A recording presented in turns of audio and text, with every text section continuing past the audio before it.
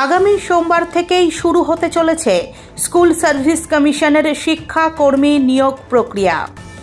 রবিবার সকাল 11টা নাগাদ জানা গেছে, এই নিয়োগে যোগ্য চাকরিহারাদের পাশাপাশি নতুন আবেদনকারীরাও অংশ নিতে পারবেন।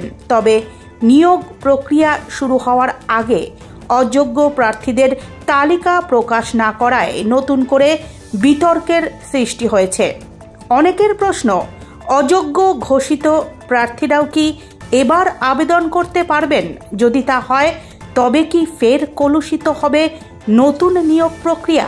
প্রসঙ্গত, গত মে মাসে রাজ্য সরকার ঘোষণা করেছিল যে চাকরিহারা গ্রুপ সি কর্মীদের প্রতি মাসে 20,000 এবং গ্রুপ ডি কর্মীদের 15,000 টাকা ভাতা দেওয়া হবে। কিন্তু এই সিদ্ধান্তের বিরুদ্ধে ওয়েটিং লিস্টে থাকা চাকরি প্রার্থীরা কলকাতা হাইকোর্টে মামলা করেন। এরপর মামলার শুনানিতে হাইকোর্ট সেই ভাতা প্রদানের সিদ্ধান্তে স্থগিতাদেশ দেয়।